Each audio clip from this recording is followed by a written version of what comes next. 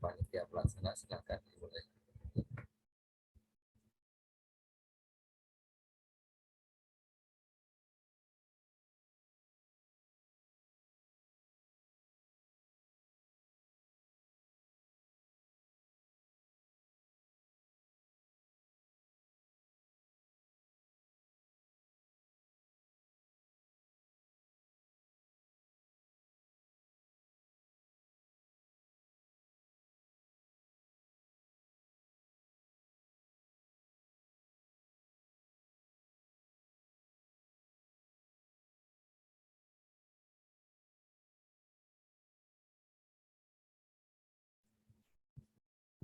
Ibu Uci, monggo.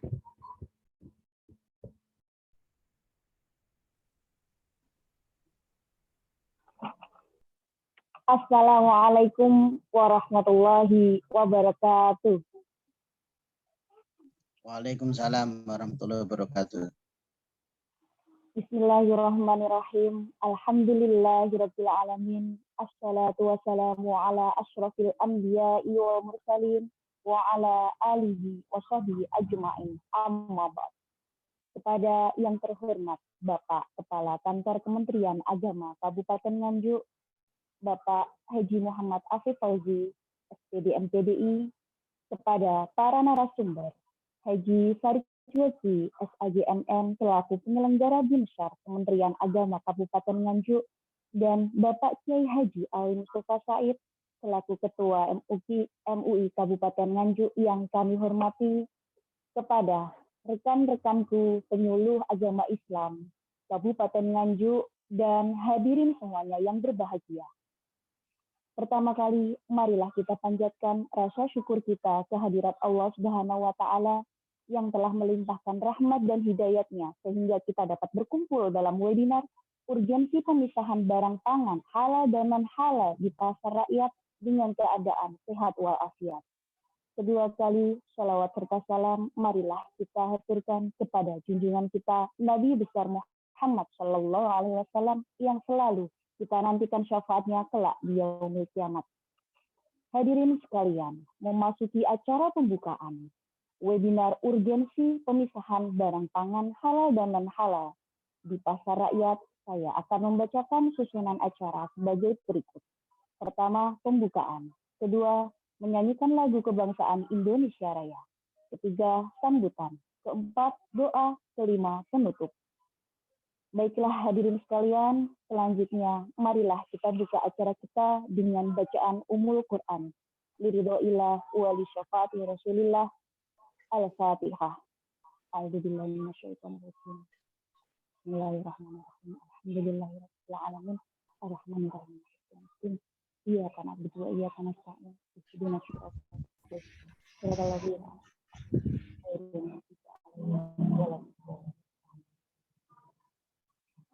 Acara kedua, para hadirin dimohon sikap sempurna untuk menyimak dengan hikmat lagu kebangsaan Indonesia Raya. Kepada tim operator, waktu dan tempat kami haturkan.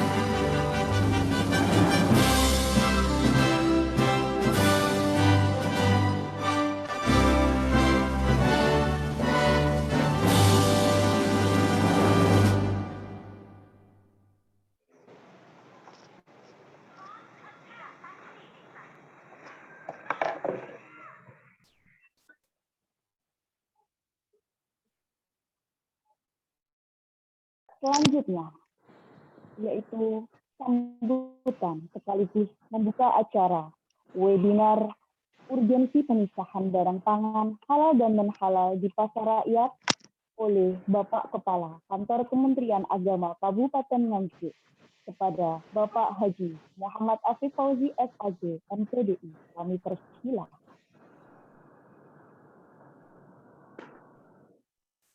Assalamualaikum warahmatullahi wabarakatuh. Waalaikumsalam Bismillahirrahmanirrahim. Alhamdulillahirabbil alamin wa bihi nasta'inu ala umuri dunya waddin. Wassalatu wassalamu ala asrofil anbiya'i wal mursalin sayyidina wa maulana Muhammadin wa ala alihi wa sahbihi ajma'in, amma ba'd. Yang saya hormati, sama-sama kita hormati dan kita muliakan Bapak Ketua Majelis Ulama Indonesia Kabupaten Nganjuk, Bapak Kiai Haji Ali Mustafa Said. Yang saya hormati Bapak Penyelenggara Zakat dan Wakaf Kantor Kementerian Agama Kabupaten Nganjuk, Bapak Farid Wajdi. Yang saya hormati, saya muliakan Ibu Bapak Penyuluh Agama Islam Fungsional dan Penyuluh Agama non-PNS, serta Bapak seluruh peserta webinar yang berbahagia. Pertama-tama mari kita senantiasa memunajatkan puji syukur kehadirat Allah Subhanahu wa taala yang telah menganugerahkan, melimpahkan rahmat, nikmat, taufik dan hidayahnya kepada kita semua. Hingga pada siang hari ini kita bisa mengikuti webinar dengan tema urgensi pemisahan barang pangan halal dan non-halal di pasar rakyat. Mudah-mudahan webinar ini nanti dapat berjalan dengan lancar dan bermanfaat dan berkah bagi kita semua. Salawat serta salam semoga tetap tercurah limpahkan pada junjungan kita Nabi Agung Nabi Muhammad SAW yang telah menyelamatkan umat manusia dari jalan kegelapan dan kesesatan menuju ke arah yang terang benderang dan penuh dengan cahaya keimanan. Ibu bapak beserta webinar yang berbahagia, perlu kami ucapkan terima kasih dan apresiasi yang setinggi-tingginya pada para panitia penyelenggara yang telah menyelenggarakan kegiatan webinar spesialisasi bidang jaminan produk halal ini untuk para penyuluh dan kalangan masyarakat umum. Semoga kegiatan ini memberikan manfaat bagi peserta dan masyarakat di Kabupaten Nganjuk khususnya dan masyarakat di Indonesia pada umumnya yang mengikuti webinar ini baik secara langsung maupun streaming. Ibu Bapak yang saya hormati, di dalam ajaran agama kita, agama Islam, masalah pangan, makanan, minuman, obat-obatan, kosmetik, dan produk-produk yang lain merupakan tolak ukur dari segala cermin penilaian awal yang bisa mempengaruhi berbagai bentuk perilaku seseorang. Makanan, minuman, obat-obatan, kosmetik, dan produk lainnya bagi umat Islam adalah bagian dari kebutuhan jasmaniah yang mutlak harus dilindungi. Karenanya amat sangat penting bagi masyarakat luas atau para konsumen untuk mengetahui barang pangan yang halal dan yang non-halal. Makanya sangat penting sekali pemberian label halal di semua produk, baik itu produk makanan, minuman, obat-obatan, kosmetik, dan lain sebagainya. Halal dan haram bukanlah hal sederhana yang dapat diabaikan, melainkan masalah yang sangat penting dan perlu mendapat perhatian dari semua kalangan. Masalah sesama manusia saja, akan tetapi juga berhubungan dengan Allah Subhanahu wa taala sebagai Tuhan yang Maha Esa. Seorang muslim tidak dibenarkan mengkonsumsi sesuatu makanan sebelum ia tahu benar akan kehalalan barang yang dikonsumsinya. Karena mengkonsumsi sesuatu yang haram atau belum diketahui kehalalannya akan berakibat tidak baik, baik itu di dunia ini maupun di akhirat kelak. Kita tahu bahwa penduduk Islam di muka bumi ini secara makro umat Islam itu sekitar 1,5 miliar lebih, di mana mereka selalu mengkonsumsi minuman, obat-obatan, dan menggunakan kosmetik serta produk lainnya. Sedangkan realitanya di lapangan, produk pangan yang halal maupun yang tidak halal itu telah beredar luas di masyarakat.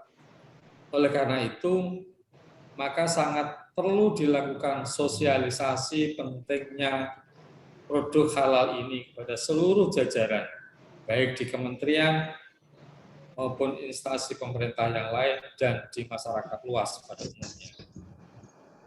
Ibu Bapak yang saya hormati, dalam melakukan pengawasan, Kementerian Agama bekerjasama dengan LP POM MUI dan Balai Besar POM serta beberapa instansi yang terkait lainnya, agar para pelaku usaha UKM barangkali mempunyai komitmen yang tinggi dalam memberikan jaminan terhadap kehalalan setiap produknya. Ibu Bapak yang saya hormati, dapat kami sampaikan bahwa di Jawa Timur ini makanan, minuman, dan produk lainnya itu yang bersertifikat dan berlabelisasi halal pada tahun 2021 ini sudah banyak sekali jumlahnya. Untuk itu, kepada para penyuluh agama bidang jaminan produk halal, sangat kami harapkan bisa berperan bersama instansi terkait untuk memberikan pembinaan tentang jaminan bahwa sesuatu produk yang memiliki label halal itu mutlak diperlukan. Mengingat sertifikasi dan labelisasi produk halal berlaku hanya dalam masa 4 tahun. Sehingga dalam rentang waktu tersebut perlu sekali dilakukan pengawasan mulai dari bahan, proses, produksi sampai nanti pada hasil produksi. Alhamdulillah kesadaran masyarakat dalam pemakaian produk halal terus meningkat. Hal ini diakui oleh para pelaku usaha setelah mencantumkan label halal di setiap produknya. Hal ini wajar karena masyarakat percaya untuk bisa memasang label sebuah produk itu harus melalui pemeriksaan yang panjang, teruji dan terpercaya. Karena kehalalan pangan itu menjadi keniscayaan hak dasar setiap muslim.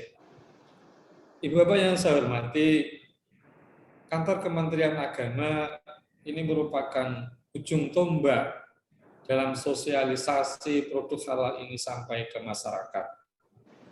Pengetahuan yang didapat dari sosialisasi ini harus terus disebarkan kepada masyarakat, didiseminasikan kepada masyarakat.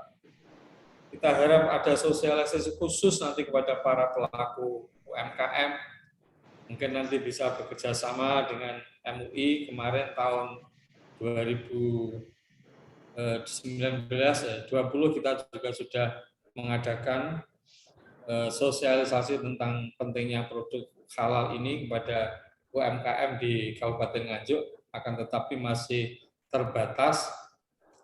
Nah, mungkin nanti para penyuluh agama ini mampu memberikan penyuluhan dan pembinaan dalam cakupan yang luas, salah satunya dengan menyelenggarakan pembinaan untuk meningkatkan kualitas pemahaman dalam hal produk halal. Ibu Bapak yang saya hormati, ketersediaan pangan yang cukup sesuai dengan daya beli masyarakat dan sering rutinnya kita melakukan sosialisasi ini, harapannya nantinya akan mampu menjadi acuan pemerintah untuk memberikan jaminan kehalalan sesuai payung hukum, keadilan dan jaminan bagi konsumen yang akuntabel dan transparan. Peningkatan pemahaman ini penting sebagai langkah yang terukur dan teratur sehingga mampu menjawab dinamika yang berkembang di masyarakat. Maka dengan sertifikasi halal ini dipastikan pelaku usaha bukan saja memenuhi persyaratan kehalalan dan higienitas, namun juga meningkatkan citra positif tentang penjaminan produk halal. Masyarakat dunia mengakui produk halal identik dengan kualitas dan higienitas. Sehingga tidak heran jika pertumbuhan produk halal itu terus meningkat, bahkan menjadi gaya hidup global atau global lifestyle.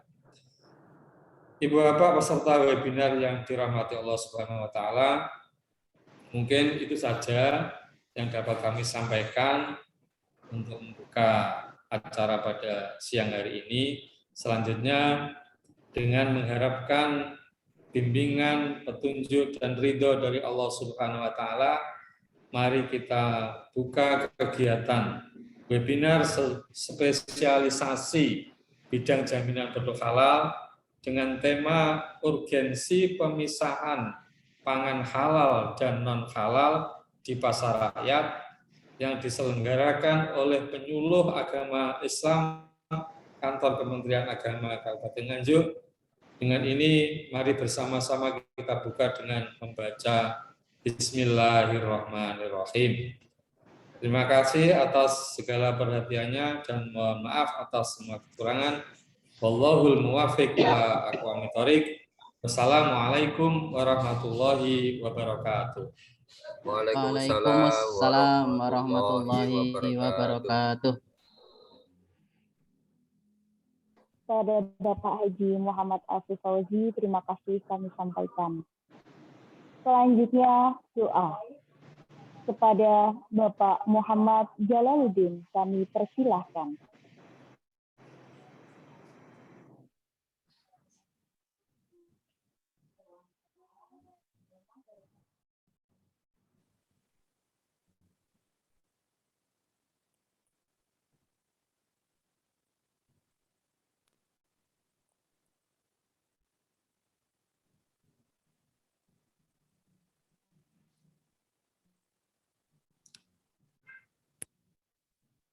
وأولادنا وتلاميذنا وتلاميذاتنا من أهل العلم وأهل التقى وأهل الخير وأهل السنة والجماعة ولا تجعلنا وإياهم من أهل الجهل والشر والضير إنك على كل شيء قدير اللهم إنا نسألك رضاك والجنة ونعوذ بك من سخطك والنار يا عالم السر منا لا تهتك ستر عنا وعافنا واعف عنا واغفر لنا حيث كنا يا الله بها يا الله بها يا الله بحسن الخاتمة ربنا آتنا في الدنيا حسنة وفي الآخرة حسنة وقنا عذاب النار سبحان رب العزة عما يصفون Amin. Amin. Assalamualaikum warahmatullahi wabarakatuh. Waalaikumsalam warahmatullahi wabarakatuh. Kepada Bapak Muhammad Jalaluddin, terima kasih kami sampaikan. Baik, hadirin sekalian, rangkaian acara pembukaan telah selesai. Memasuki acara inti webinar urgensi pemisahan barang pangan halal dan non-halal di pasar rakyat sepenuhnya saya serahkan pada moderator Bapak Ahmad Nur Wahid SPD. Sekian dari saya. Wassalamualaikum warahmatullahi wabarakatuh. Waalaikumsalam warahmatullahi wabarakatuh. Assalamualaikum warahmatullahi wabarakatuh. Waalaikumsalam warahmatullahi wabarakatuh. Bismillah, alhamdulillah, salatu wassalamu ala rasulillah wa ala alihi wa ashabihi wa mawala amma ba'du. Yang terhormat Bapak Muhammad Afif Fauzi SAG MPDI, Kepala Kantor Kementerian Agama Kabupaten Nganjuk. Yang terhormat Kiai Haji Ali Mustafa Said, Ketua MUI Kabupaten Nganjuk. Yang terhormat Bapak Haji Farid Wajdi SAG MM, penyelenggara Binsyar Kantor Kementerian Agama Kabupaten Nganjuk, dan Bapak Ibu seluruh peserta webinar yang berbahagia. Puji syukur kehadirat Allah Subhanahu wa taala atas curahan rahmat, nikmat, taufik serta hidayahnya sehingga kita dapat melaksanakan kegiatan webinar ini dalam keadaan sehat walafiat. Salawat ma'asalam biqaulina Allahumma sholli ala sayyidina Muhammad, Allahumma sholli wa sallim wa barik alaih, senantiasa tercurahkan pada junjungan kita Nabi Agung Muhammad sallallahu alaihi wasallam. Semoga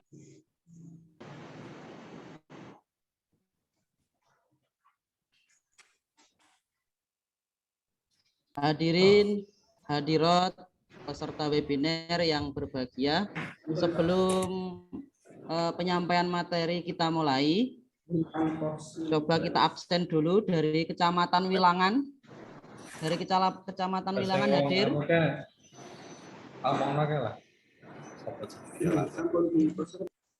Dari Kecamatan Patian Rawo hadir. Hadir.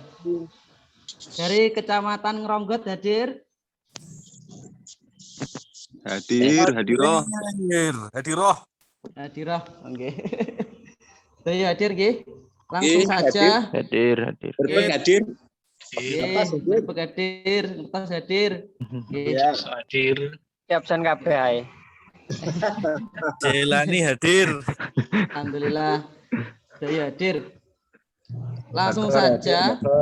Untuk materi urgensi pemisahan barang pangan halal dan non halal di pasar rakyat, pemateri pertama yaitu beliau Kiai Haji Ali Mustafa Said, dan pemateri yang kedua beliau Haji Farid Wajdi SAG MM.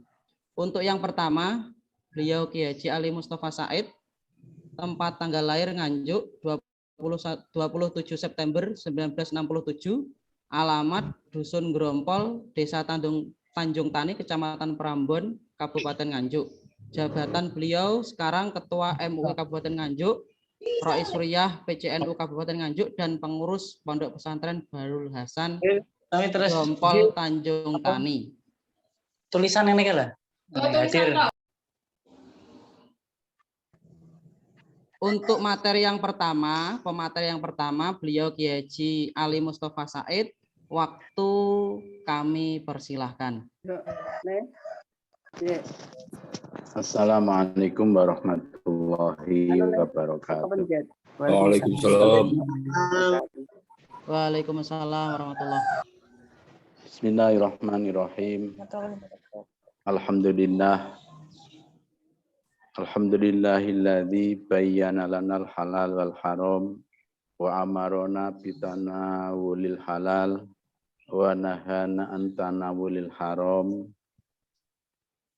Wassalatu wassalamu ala sayyidil anam habibina wa qudwatina wa sayyidina Muhammadin sallallahu alaihi wasallam wa ala alihi wa ashabihi wa tabi'ina lahum ila yaumil ziham, amma ba'd. Yang terhormat Bapak Kepala Kemenak Kabupaten Nganjuk, Bapak Haji Afif Fauzi MPDI. Yang terhormat Bapak Haji Farid Wajdi MM. Saudara-saudara para penyuluh agama se-Kabupaten Nganjuk sebagai peserta webinar pada siang hari ini. Hadirin hadirat, baik yang hadir langsung maupun hadir lewat udara, rahimakumullah.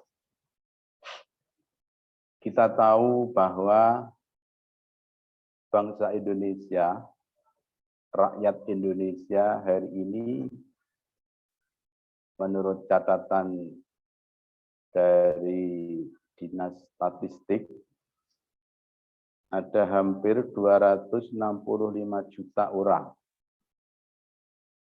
87% dari 265 juta orang adalah beragama Islam. Sedangkan kita tahu kita orang Islam oleh Allah Subhanahu wa taala diperintahkan untuk menggunakan, bukan saja mengkonsumsi tapi menggunakan. Menggunakan itu baik dimakan, diminum, untuk kosmetik, untuk alat-alat yang ada di tubuh, semuanya. Kalau di dalam fikih dinamakan at-tanawul. At-tanawul itu meliputi akli, syurbi, kemudian untuk bahan pengobatan, untuk kosmetik, untuk alat celak dan yang lain-lain. Kita oleh Allah Subhanahu wa taala diperintahkan untuk menggunakan barang-barang yang halal, khususnya makan dan minum kita. Dalam Al-Qur'an Allah taala telah berfirman, A'udzubillahi minasyaitonirrajim. Kulu mirrizqillahi halalan thayyiban. Jadi kita wajib untuk mengkonsumsi dan menggunakan barang-barang yang halal. Para ulama-ulama menjelaskan bahwa dampak dari makanan ini luar biasa pada tubuh. Karena semua energi yang ada di dalam badan ini sumbernya adalah dari makanan. Maka ketika hulunya ini bersih, hilirnya juga akan bersih. Ketika hulunya kotor, maka hilirnya juga akan kotor. Makanan-makanan yang haram, baik haram fi ainihi maupun haram li amrin farid. Haram fi ainihi itu memang barangnya ini diharamkan oleh Allah karena berupa darah, berupa bangkai, berupa barang najis, atau barang-barang yang ainnya ini sebenarnya halal, tapi karena kepemilikannya ini tidak melalui jalan syariat, akhirnya haram. Ini ketika dimakan akan berdampak sangat-sangat tidak baik pada tubuh. Para ulama-ulama di dalam kitab-kitabnya, khususnya kitab-kitab tasawuf, mengatakan seperti Al-Ghazali, orang yang mengkonsumsi dan menggunakan barang haram, ini dampak paling ringan adalah qaswatul qalb, kerasnya hati atau tertutupnya hati dari hidayah Allah Subhanahu wa taala. Dan dampak daripada mengkonsumsi, makan, minum, menggunakan barang haram, baik haram karena zatiyahnya barang itu haram atau haramnya karena cara memperolehnya tidak syar'i, dampak yang paling berat adalah hilangnya iman ketika ajal ini diambil oleh Allah Subhanahu wa taala atau mati dalam keadaan tidak beriman. Maka mengkonsumsi barang yang halal ini sangat urgent, sangat penting bagi kita umat Islam. Kita tahu di dalam kitab-kitab hikmah, di sana ada pembahasan-pembahasan tentang hikmatut tasri'. Hikmatut tasri' itu hikmah kenapa Allah Subhanahu wa taala mensyariatkan suatu perintah dan mensyariatkan suatu larangan. Di sana ada siri-siri faidah yang luar biasa. Seperti kenapa kita tidak boleh makan hewan-hewan yang punya watak keras sehingga punya cengkeraman kuat, dan ketika memburu mangsanya ini dengan nyamber Karena hewan-hewan yang punya watak keras seperti ini, ketika dikonsumsi, maka watak kebinatangan ini akan ada pada diri manusia, sehingga manusia ini punya sifat-sifat seperti yang dikonsumsi. Maka di dalam agama banyak hewan-hewan yang tidak diperbolehkan untuk dikonsumsi. Ada kriteria-kriteria tertentu yang kalau di dalam Al-Quran ini dijelaskan dengan jelas. Yang tidak boleh adalah khinzir dan kalb, babi dan anjing. Ini oleh ulama-ulama di dalam kitab Hikmatut Tasrek wa Falsafatut Tasrek, di dalam kitab yang menerangkan tentang hikmah-hikmah disyariatkannya suatu syariat dan falsafat dari suatu tasrek. Kenapa ini diharamkan? Karena ada dampak yang tidak baik pada diri manusia. Kenapa ini dihalalkan? Karena ada manfaat pada diri manusia. Dari sini kita tahu bahwa barang-barang yang diharamkan oleh Allah Subhanahu wa taala ini sangat berdampak kepada diri manusia. Kita tahu juga kenapa khamr, minum-minuman keras ini diharamkan oleh Allah kepada manusia, karena akan berdampak rusaknya akal pikiran, karena akan berdampak perpecahan, karena akan berdampak kenekatan untuk melakukan hal-hal yang tidak baik, karena berdampak nafsu ini akan menguasai diri manusia sehingga gampang melakukan zina, perampasan, pertikaian, pembunuhan, dan lain-lain.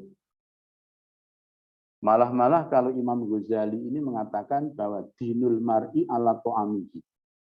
Agama seseorang ini tergantung apa yang dimakan. Kalau yang dimakan ini bersih, maka agamanya akan bersih. Kalau yang dimakan ini tidak baik, maka agamanya akan menjadi tidak baik. Jadi dinul mar'i ala ta'amihi. Agama seseorang ini tergantung makanannya. Kalau makanannya halal, baik halal zatiyahnya atau halal zatiyahnya dan halal cara mencarinya, maka orang ini akan diberi hati yang lapang, hati yang bersih, sehingga gampang untuk memperoleh hidayah dari Allah Subhanahu wa ta'ala. Dikatakan juga di dalam makalah-makalah, najal awalun, orang-orang dulu ini banyak orang yang menjadi orang-orang yang hebat-hebat dan menjadi orang yang selamat. Sedangkan di akhir zaman ini halakal akhirun. Banyak orang-orang yang jatuh kepada kebinasaan. Kenapa orang-orang dulu ini badannya sehat, orang-orang dulu umurnya panjang, orang-orang dulu pikirannya jernih, orang-orang dulu bisa menemukan penemuan-penemuan yang hebat, orang-orang dulu ibadahnya kuat, imannya kuat, karena orang-orang dulu ini berperangai zuhud. Zuhud ini orang yang menjaga dari hubbud dunya, dan orang-orang dulu ini orangnya wirai. Wirai ini menjaga dari barang syubhat, apalagi barang haram. Sedangkan orang-orang akhir zaman ini banyak yang jatuh kepada hal-hal yang tidak baik, baik dari sisi kesehatannya maupun dari sisi keimanan yang ada di hati, atau ibadah-ibadah yang dilakukan, karena orang akhir zaman ini cenderung untuk hirsu alat dunia, cenderung untuk mencintai dunia, dan orang-orang yang di akhir zaman itu mengabaikan warok, mengabaikan sifat wirai, karena memang kontestasi dalam belanja di antara kita hari ini memang luar biasa.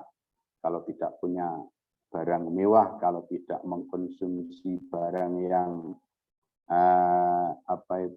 punya tren dan merek, kita akan dianggap kalah dengan teman-teman yang lain. Maka Orang-orang akhir zaman ini cenderung untuk mengabaikan sifat warok, yang akhirnya mengabaikan barang-barang syubhat sehingga sering jatuh kepada barang-barang yang haram. Maka saudara-saudara para penyuluh, teman-teman kita sesama muslim ini harus diberi pengertian yang jelas, bukan cuman diajak untuk semangat beribadah, diajak semangat beribadah, diajak teman-teman beribadah kepada Allah, tapi kalau sumbernya ini barang yang haram, maka mereka juga berat untuk diajak beribadah kepada Allah Subhanahu wa Ta'ala. Dampak daripada barang haram lagi dikatakan di mana-mana seperti hadis sahih ketika Jibril menghadap Rasulullah untuk mengajarkan rukun iman dan rukun Islam. Kita tahu Jibril mengatakan bahwa banyak orang yang tangannya diangkat-angkat untuk memperbanyak doa kepada Allah, tapi makanannya barang haram. Orang yang makanannya barang haram, ini doanya tidak akan diijabah oleh Allah Subhanahu wa Ta'ala. Maka saudara-saudara sekalian, mengkonsumsi barang yang haram ini sangat-sangat urgen bagi kita. Sangat-sangat penting bagi kita. Agar hatinya lapang, hatinya bersih, kesehatan kita prima, kemudian ibadah kita kuat, keimanan kita kepada Allah Subhanahu wa Ta'ala juga kuat. Sebenarnya kalau kita lihat untuk memperoleh barang bersih dan sesuai dengan kesehatan, pemerintah sudah sangat ketat dengan adanya label SNI. Semua barang-barang hari ini harus berlabel SNI dan semua barang-barang harus ada izin dari BP POM. Maka ketika ada minuman, ketika ada makanan yang di situ sudah SNI dan ada merek dagang, ada izin dari Dinas Kesehatan dan BP POM, artinya ada jaminan bahwa barang yang dikonsumsi ini adalah layak konsumsi karena memenuhi syarat-syarat gizi, syarat-syarat kesehatan, dan syarat-syarat kebersihan. Nah, untuk masalah halal, ini kita sebagai orang muslim dijamin oleh undang-undang. Kita tahu di dalam Undang-Undang Dasar 1945 bahwa setiap orang yang beragama ini berhak untuk menjalankan syariat agamanya dengan baik. Nah, makan barang yang mengkonsumsi barang-barang yang halal dan menjauhi, menghindari barang-barang yang haram, ini termasuk kewajiban syariat bagi kita sesama muslim. Maka semua orang muslim di Indonesia ini berhak untuk mendapatkan jaminan barang-barang halal yang dikonsumsi. Maka saudara-saudara sekalian, sebenarnya pemerintah juga sudah menerbitkan Undang-Undang Nomor 33 Tahun 2014, Nomor 31 Tahun PP Nomor 33 Tahun 2014 tentang jaminan produk halal, yang UU Nomor 33 Tahun 2014 ini sudah dibuat PP-nya oleh pemerintah Nomor 31 Tahun 2019. Sehingga mulai tahun 2020 sebenarnya undang-undang ini sudah berlaku, dan kemarin kita mendengar Pak Wapres, Pak Ma'ruf Amin sudah mengatakan bahwa di tahun 2022 semua produk-produk makanan, minuman, kosmetik, obat-obatan, dan yang lain-lain ini wajib bersertifikat halal. Kenapa? Karena dengan bersertifikat halal berarti memberikan jaminan kepada kaum muslimin wal muslimat untuk mengkonsumsi barang-barang yang halal. Pasar rakyat kita tahu tempat belanja yang paling dekat dengan masyarakat, baik masyarakat muslim maupun non-muslim adalah pasar rakyat. Dan di dalam pasar rakyat ini seleksinya tidak seketat pasar-pasar modern. Kalau pasar-pasar modern, semua produk yang dijual di pasar-pasar modern ada kriteria-kriteria tertentu. Tapi di pasar rakyat semuanya bisa berjualan. Dan kita sering mendengar bahwa di pasar rakyat ini ditemukan ada daging kera dicampurkan dengan daging sapi. Kita tahu juga sering ada sembelihan-sembelihan yang sembelihan ini tidak memenuhi syarat-syarat sembelihan syariah. Tapi hewan-hewan hasil sembelihan ini dijual di pasar rakyat. Juga kita sering tahu di pasar-pasar tradisional ini ada hewan-hewan yang sebenarnya hewan-hewan ini muharramat, hewan yang diharamkan oleh syariat seperti bekicot, kemudian katak, kemudian daging codot, dan ada beberapa juga ini yang hayawan-hayawan ini diharamkan menurut syariat.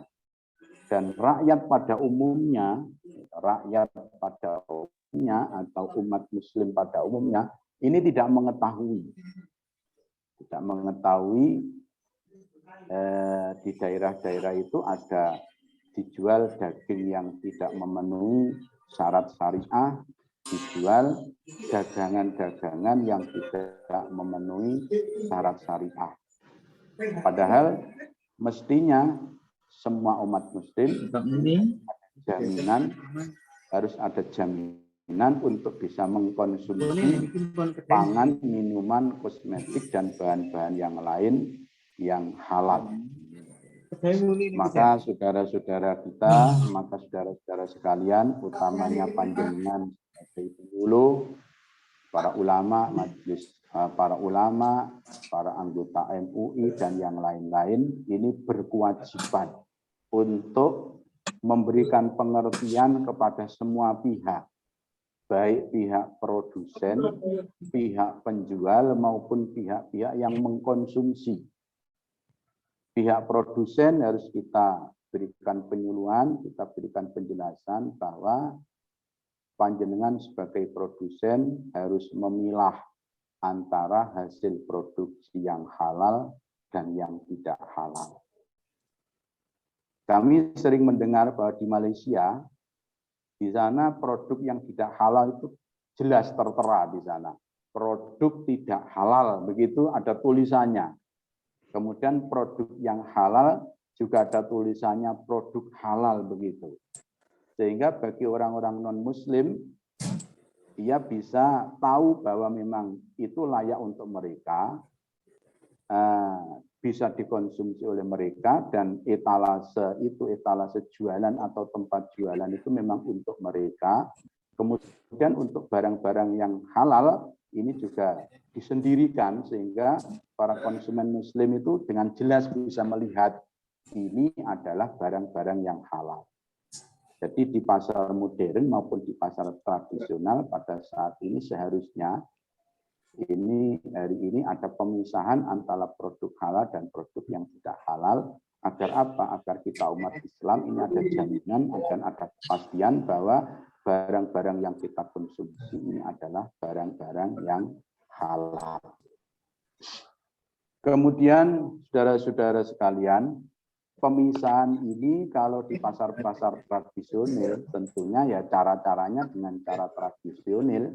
Kita bekerja sama dengan pengelola pasar, kita bekerja sama dengan kelompok pedagang, sehingga yang menjual barang-barang yang tidak halal itu disendirikan.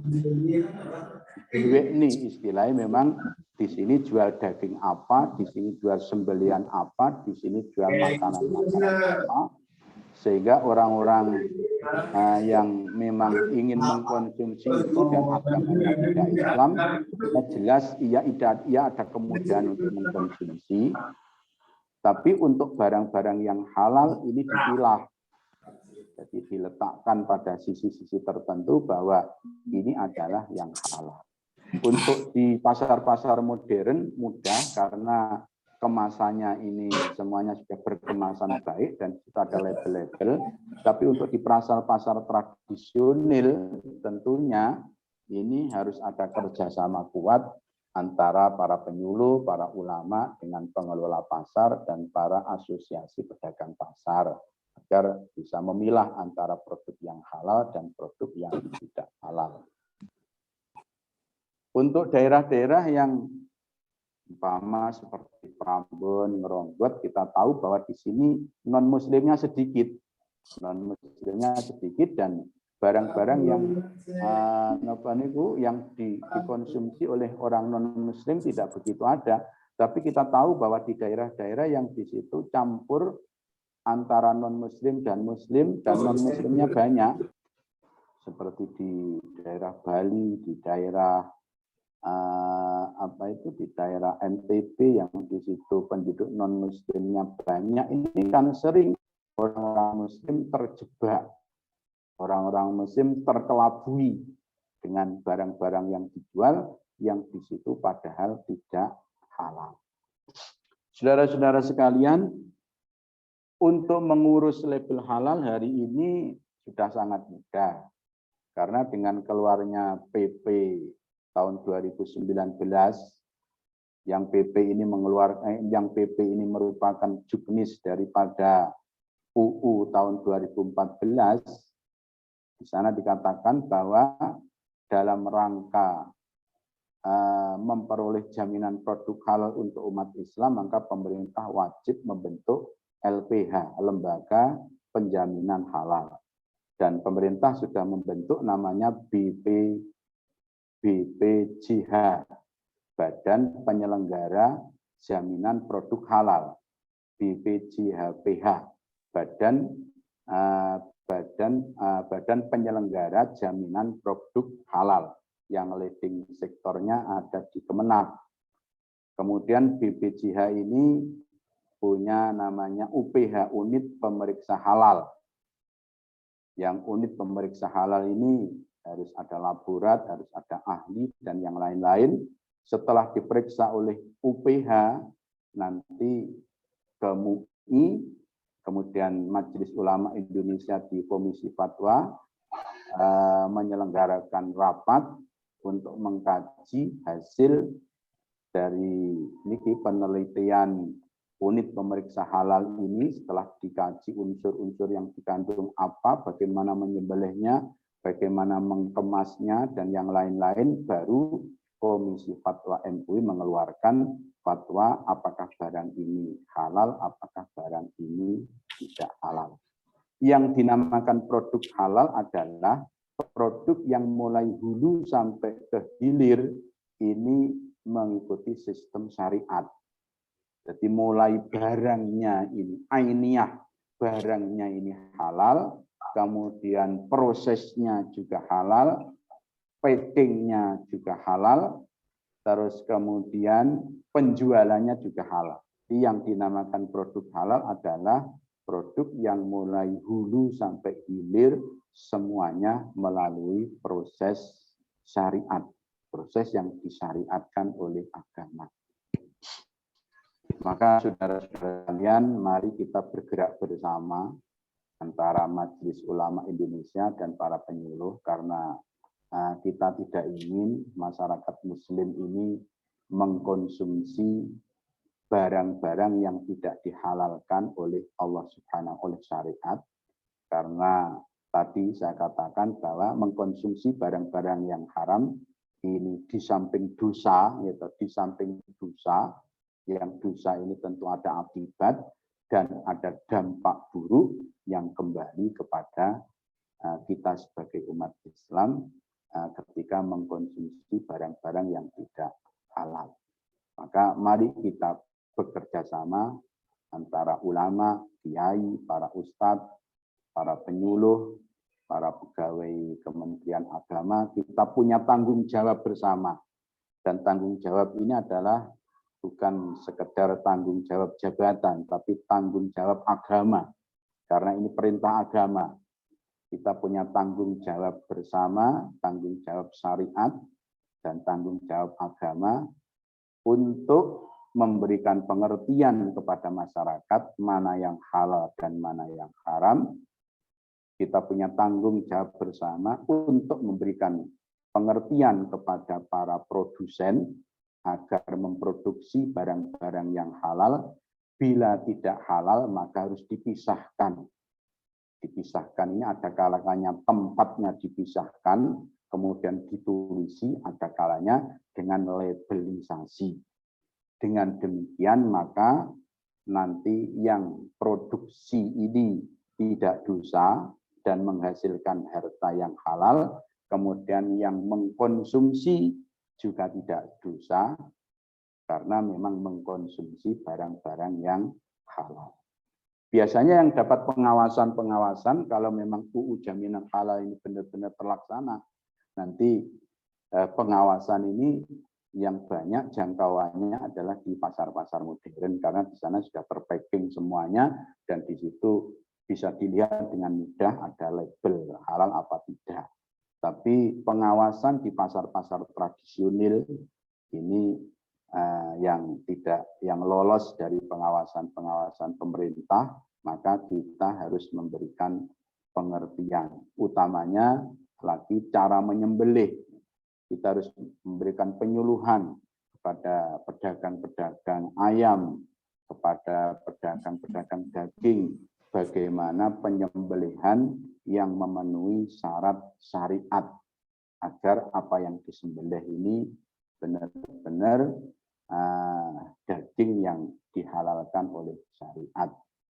Karena kita tahu banyak sekali ada keluh kesah dari teman-teman, dari tetangga dan dari saudara-saudara kita seringkali mendapatkan daging di pasar yang sembelihannya karena kadang-kadang juga beli yang leher dan kepala, tapi setelah dibawa pulang ini lu sembelihane kok koyok ini gitu. Akhirnya kan yang tidak disembelih dengan cara-cara syariat ini menghasilkan produksi-produksi yang tidak memenuhi syarat syariat. Bapak sekalian, antara lain ini pokok-pokok yang kita sampaikan pada sore hari ini nanti bisa diperdalam melalui tanya jawab waktu kami aturkan. Kepada beliau kami sampaikan terima kasih.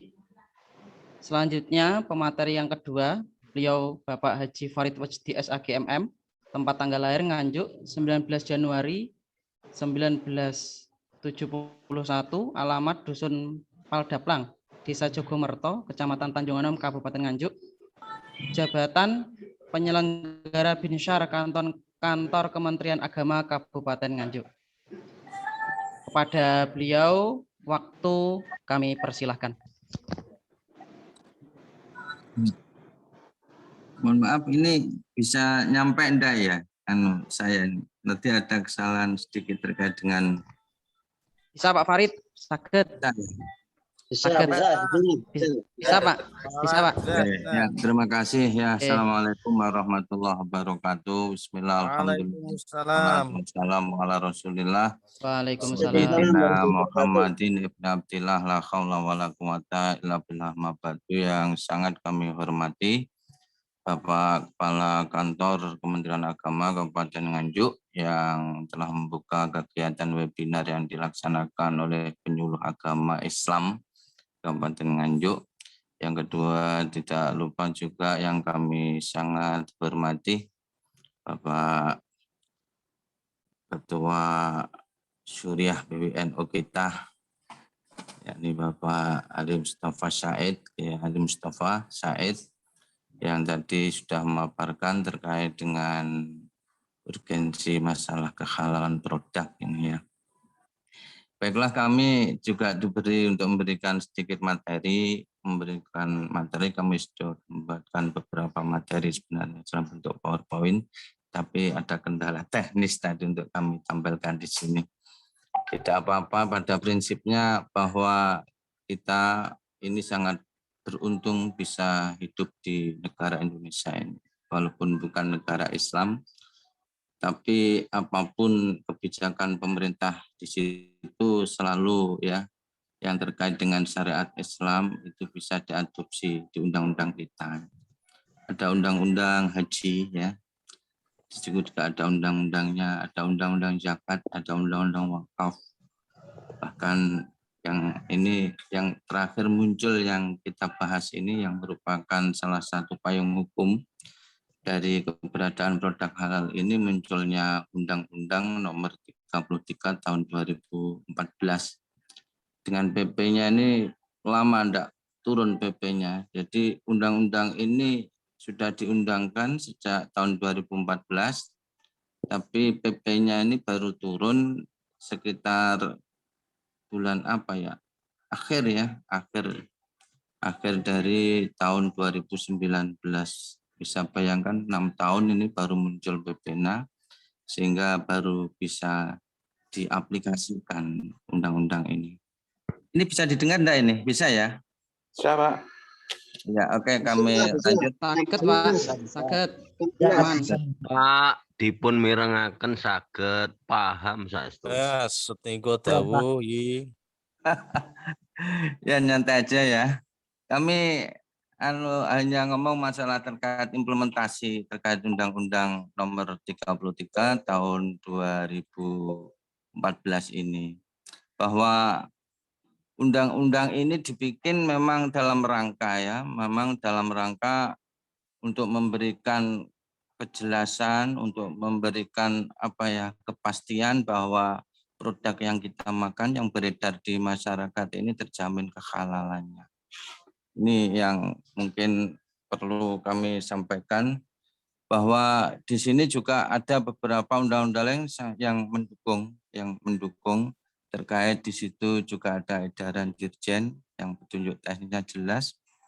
Jadi pada intinya di dalam undang-undang ini semua produk nanti harus ada label halalnya. Bahkan bila tidak ada label halalnya, maka itu nanti akan dapat denda, otomatis sudah ada sanksinya di sini. Ada 3 lembaga yang penting terkait dengan terkait dengan sertifikasi halal ini. Ada yang namanya BPJPH, yakni lembaga yang di bawah naungan Kementerian Agama. Ada nanti yang terkait juga adalah Majelis Ulama Indonesia, MUI, yang sampai hari ini MUI yang terlibat di situ hanya MUI yang di tingkat provinsi, belum sampai kepada ranah MUI yang di tingkat kabupaten kota.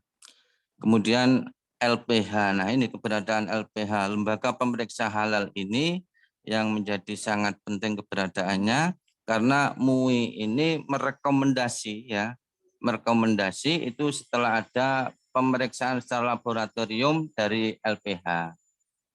Jadi 3 lembaga inilah yang memegang proses terbitnya sertifikasi halal. Yang pertama BCPJH, yakni Badan Penyelenggara Jaminan Produk Halal, kemudian Majelis Ulama yang merekomendasi, dan LPH, Lembaga Pemeriksa Halal. Yang prosesnya yang mengeluarkan sertifikat nanti itu adalah BPJPH Pusat atas rekomendasi MUI. MUI memberikan rekomendasi itu setelah ada pemeriksaan dari LPH. Sedikit mengenal dengan BPJPH ini lembaga baru yang merupakan lembaga negara di bawah Kementerian Agama. Lembaga eselon 1 tingkat dirjen dan dipimpin oleh kepala badan. Sudah 2 kali ini kepala badannya ini sudah ada penggantian. Yang dulu Pak siapa itu yang dari Malang, sekarang sudah ganti yang baru. Dan lembaga ini resmi launching tanggal 11 Oktober tahun 2017. Petugas mempersiapkan segala sesuatu yang wajib tentang sertifikasi halal. Jadi yang mengeluarkan sertifikasi ini sertifikatnya ini adalah BPJPH. Sebelum ada lembaga BPJPH ini memang terkait dengan label halal ini dulu memang ditangani oleh Majelis Ulama. Tapi dulu bersifat masih voluntary ya. Voluntary itu bersifat masih sukarela. Siapa yang mau monggo diusulkan. Siapa yang tidak mau tidak usah diusulkan. Tapi setelah ada Undang-Undang nomor 33 tahun 2014 ini dan diundangkan setelah turun PP-nya tahun 2019 ini, maka seluruh produk itu nanti yang diproduksi harus ada label halal. Bahwa memenang daripada BPJPH itu adalah merumuskan dan menetapkan ya kebijakan jaminan produk halal, kemudian menetapkan norma, standar, prosedur dan kriteria jaminan produk halal, kemudian menerbitkan dan mencabut sertifikat halal dan label halal pada produk tertentu, kemudian melakukan registrasi sertifikasi halal pada produk di luar negeri, melakukan sosialisasi edukasi dan publikasi produk halal, melakukan akreditasi terhadap LPH, karena LPH ini dulu hanya satu, LPPOM yang punya, dan sekarang ini tidak hanya LPPOM, ada lembaga LPH yang dikelola pihak swasta maupun perguruan tinggi. Yang resmi bahwa proses sertifikasi ini melalui online, dan di situ LPH yang sudah jalan di Jawa Timur itu ada Skovindo dan LPPOM MUI yang berjalan sampai hari ini. Dan kemudian yang tidak kalah penting bahwa pemenang dari BPJPH ini melakukan pengawasan terhadap jaminan produk halal. Kita bisa bayangkan ya bahwa masa sertifikat halal, masa berlaku sertifikat halal ini adalah 4 tahun. Setelah kita usulkan terbit sertifikasi halal dan kita tidak tahu apa yang terjadi, apakah ada perubahan bahan-bahan dari produk yang dihasilkan itu selama 4 tahun itu. Maka di situ kayaknya perlu ada pendampingan.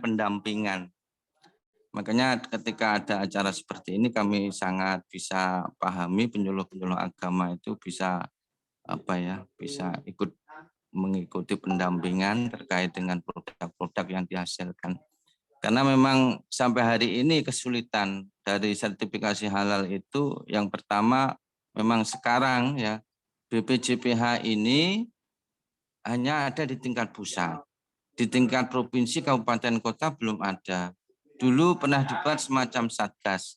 Satgas halal itu di Kementerian Agama, di provinsi maupun di kabupaten kota. Kalau di kabupaten kota, di Kementerian Agama mungkin termasuk tugas tambahan di kami, di penyelenggara syariah.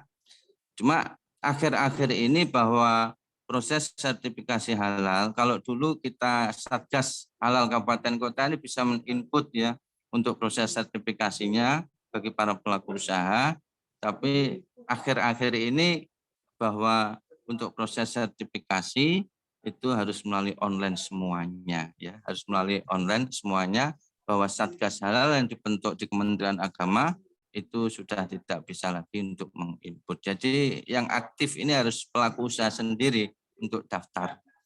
Yang perlu juga kami sampaikan pada kesempatan hari ini bahwa pada saat ini dulu pada tanggal 9 atau 8 September ya pernah dilonceng di Kementerian Agama oleh Menteri Agama atau Gus Yakut, yaitu ini lonceng besar-besaran terkait dengan sertifikasi halal gratis ya, atau yang disebut dengan Syahadi.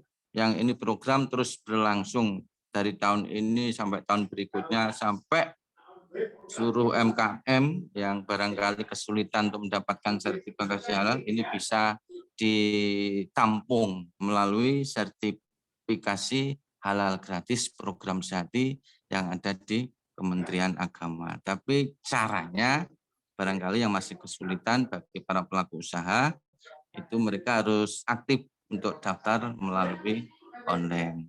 Dan sampai hari ini kayaknya untuk kuota tahun ini sudah penuh ya. Kalaupun toh tidak bisa dimasukkan melalui sertifikasi halal, atau program syahadi di Kementerian Agama, pelaku usaha bisa melaksanakan atau melalui proses mandiri. Ya, tapi sudah barang tentu di situ ada biaya. Di antara kendala-kendala biaya dari para pelaku usaha, terutama yang UMKM, ini memang biaya ini memang agak sedikit memberatkan, tetapi melalui program syahadi yang dicanangkan oleh Kementerian Agama yang mungkin 5 tahun ke depan mungkin sudah bisa di-cover ya, sudah bisa di-cover. Ada lembaga lain, instansi lain yang membantu terkait dengan proses sertifikasi halal ini, bekerja sama dengan instansi lain sehingga mereka juga akhirnya tidak benar.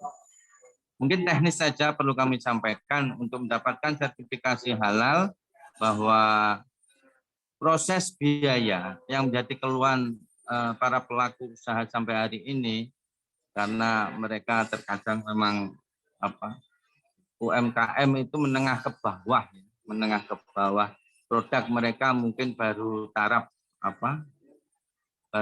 lokal, sehingga aset mereka tidak seperti yang kita bayangkan. Ketika mengetahui bahwa proses untuk mendapatkan label halal ini sekian juta, mereka akhirnya menjadi tidak jadi begitu. Dan perlu kami sampaikan bahwa biaya ini karena prosesnya online itu juga dibayar secara online pada saat menginput proses sertifikasi halal. Jadi tidak melalui Satgas, tidak melalui siapa, tapi oleh pelaku usaha sendiri yang melalui dibayar secara online. Biaya ini yang banyak itu adalah ketika sudah ada pengajuan sertifikasi halal dari para pelaku usaha, mereka itu biasanya kesulitannya itu terkait bahwa proses yang memerlukan biaya ini ketika LBH itu mengadakan pemeriksaan secara laboratoris, ini juga perlu biaya. Bahwa setelah pengajuan itu ke MUI melalui aplikasi Serol, bahwa tim MUI ini juga harus turun ke lapangan, tahu bagaimana prosesnya, tahu bagaimana di mana tempatnya, prosesnya apa, bahan-bahannya apa, sudah ada pemisahan enggak bahan-bahan ini, produksinya bagaimana tahapannya, sampai di situ lengkap detail, dan ini perlu biaya untuk proses survei dan sebagainya. Jadi kalau ada yang tanya, Pak, biaya sertifikasi halal itu sebenarnya untuk apa? Itu yang banyak memang untuk proses lab ketika di LBH-nya, dan ketika mereka harus survei ke lapangan bagaimana proses produksi dari pelaku usaha itu berjalan. Mungkin terkait dengan proses sertifikasi halal secara teknis ya, mungkin bisa disampaikan lain waktu secara detail dan kendala-kendala apa saja sampai hari ini. Hari ini Nganjuk sudah berapa yang masuk, ini memang sudah ada datanya di kami, dan memang rata-rata kendalanya ini terkait dengan biaya. Yang kedua terkait dengan aplikasi, karena rata-rata pelaku usaha di Kabupaten Nganjuk ini memang tidak begitu bisa mengaplikasikan terkait dengan proses pendaftaran sertifikasinya harus online. Kami sudah mengadakan beberapa kegiatan penyuluhan dan pendampingan melalui Dinas Perindustrian. Perlu kita ketahui bahwa data UMKM di Nganjuk ini ribuan. Kita tahunya itu dari Dinas Perindustrian bahwa data UMKM di Nganjuk ini ribuan, dan mereka semuanya nanti targetnya harus kita sertifikasi. Mungkin hanya itu yang dapat kami sampaikan. Terima kasih ya. Mohon maaf bila ada kekurangan. Akhirul kalam. Assalamualaikum warahmatullahi wabarakatuh. Waalaikumsalam warahmatullahi wabarakatuh. Kepada beliau disampaikan terima kasih. Bapak Ibu hadirin hadirat peserta webinar yang saya hormati, selanjutnya kita ke sesi tanya jawab. Kita buka 2 pertanyaan. Monggo ingkang badhe bertanya.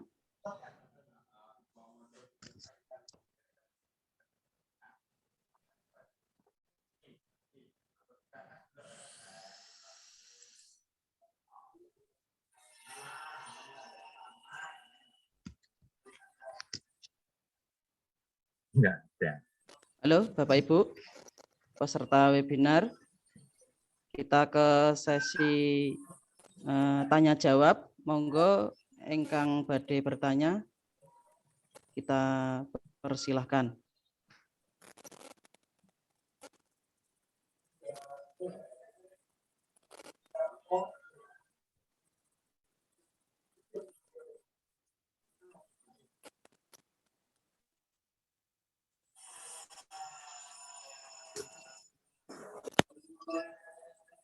Oh nggih Pak Jalaluddin, nggih monggo Pak Jalaluddin.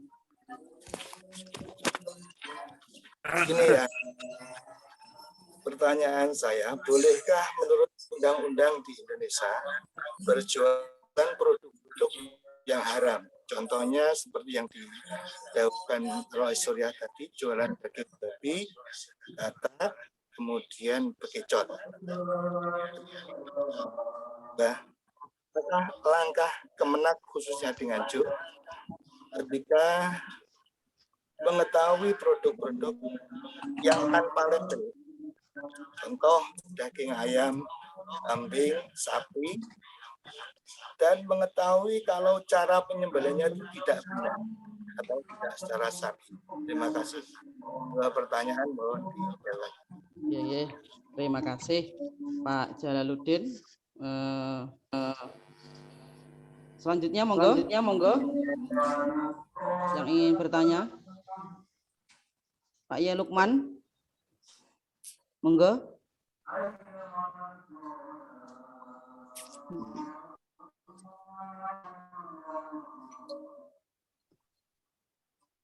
Atau ini kita persilahkan dulu kepada pemateri untuk jawab. Ngoten nggih, sambil menunggu yang lainnya mungkin masih ada terkendala dalam teknis atau apa.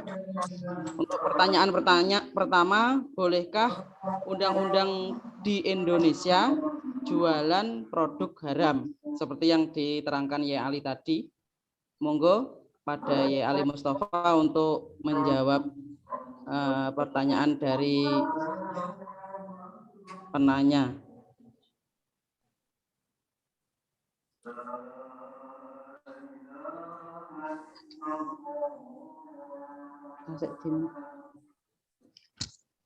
Mboten mireng swanten.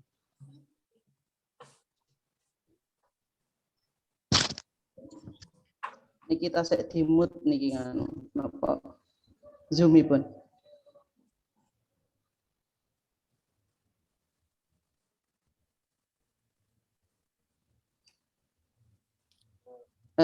Pun. Halo, tes. Kalau menurut undang-undang, ini kan wewenangnya Pak Haji Farid, di dalam undang-undang jaminan produk halal, kan di situ wajib mencantumkan label halal untuk barang-barang yang halal. Dari situ kan berarti jualan yang tidak halal bagaimana? Ya boleh asalkan diberi label tidak halal, mestinya menurut undang-undang. Kalau di dalam syariat kan jelas, bai'ul hurur, talbis kepada mustarik, pada konsumsi itu tidak boleh. Menipu kepada konsumen ini tidak boleh. Kemudian yang kedua, kalau dari sisi fikih nanti kalau barangnya najis, sistemnya kalau jual beli, akadnya tidak boleh. Itu kalau dari sisi syariat. Tapi saya kira yang ditanyakan itu kan dari sisi undang-undang. Kalau dari sisi undang-undang kan di dalam UU jaminan produk halal ini kan untuk barang yang halal harus ada label halal, untuk barang yang non halal juga harus dilabel non halal. Karena tujuan daripada undang-undang ini adalah untuk memberikan jaminan kepada kaum muslim untuk bisa mengkonsumsi produk-produk yang halal. Kemudian yang kedua, Pak Jalal tadi bertanya, di pasar-pasar tradisional, ini masih banyak sembelihan-sembelihan yang para penjual ini cara menyembelihnya ini belum syar'i, seperti para penjual ayam. kemudian para penjual daging kambing umpamanya. Ini langkah-langkah kita bagaimana? Ya, langkah-langkah kita memberikan penyuluhan kepada para penjual-penjual itu agar mereka bisa memproduk daging-daging yang cara penyembelihannya menurut syariat sehingga halal untuk dikonsumsi oleh umat Islam. Karena hewan-hewan ini sebenarnya adalah hewan yang halal. Kalau cara penyembelihannya ini tidak syar'i, ini kan namanya hukumnya maitah. Maitah itu tergolong bangkai. Kalau bangkai kan haram untuk dikonsumsi kepada umat Islam. Kita tahu semua rakyat berhak untuk berjualan, semuanya rakyat berhak untuk berproduksi. Tapi kewajiban agama mengatakan bahwa ketika mereka berproduksi, ketika mereka berjualan, harus tahu ilmunya. Ia harus tahu syariatnya bagaimana memproduksi daging yang halal dan berjualan yang halal. Kalau mereka ada kesulitan untuk memperoleh ilmunya ini semua, kita yang para penyuluh, para ustadz, para kiai, para ulama, ini kan kita punya kewajiban untuk nasrul ilmi dan kewajiban untuk mengajar kepada semua orang. Di sini, jadi titiknya adalah mereka yang berdagang dan berproduk berkewajiban untuk berdagang dan berproduk yang bersyariat. Nah, kita sebagai orang yang punya ilmu, ini berkewajiban untuk memberikan ilmu dan pengertian kepada mereka. Jika ada kebuntuan di tengah-tengah dari sini, maka akan terjadi produk dan penjualan barang-barang yang tidak halal. Kalau sudah begini, maka akan terjadi umat Islam mengkonsumsi yang tidak halal. Jadi kalau disalahkan siapa yang salah, ya semuanya salah.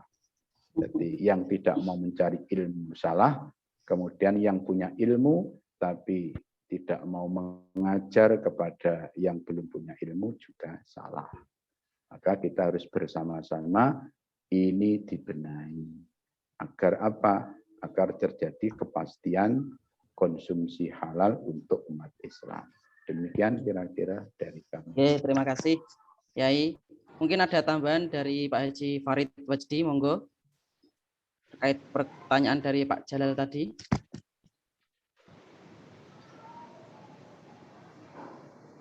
Wantene Pak Haji. Wantene dereng nggih di tasik mut. Nah, nggih pun, sampun.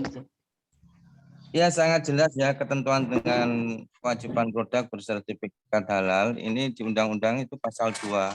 Di PP-nya pasal 2 nomor 39 itu kan jelas bahwa produk yang masuk, produk yang beredar, produk yang diperdagangkan di wilayah Indonesia itu wajib bersertifikasi halal. Itu diktum pertama.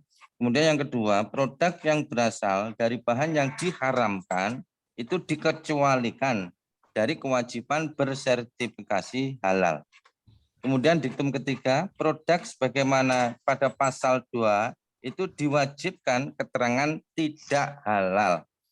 Jadi jawaban itu jelas, boleh-boleh saja di situ memperdagangkan barang yang tidak halal, tapi harus diberi keterangan bahwa barang itu tidak halal. Label itu hanya khusus untuk label halal. Tapi kalau yang haram harus diberi keterangan bahwa itu tidak halal.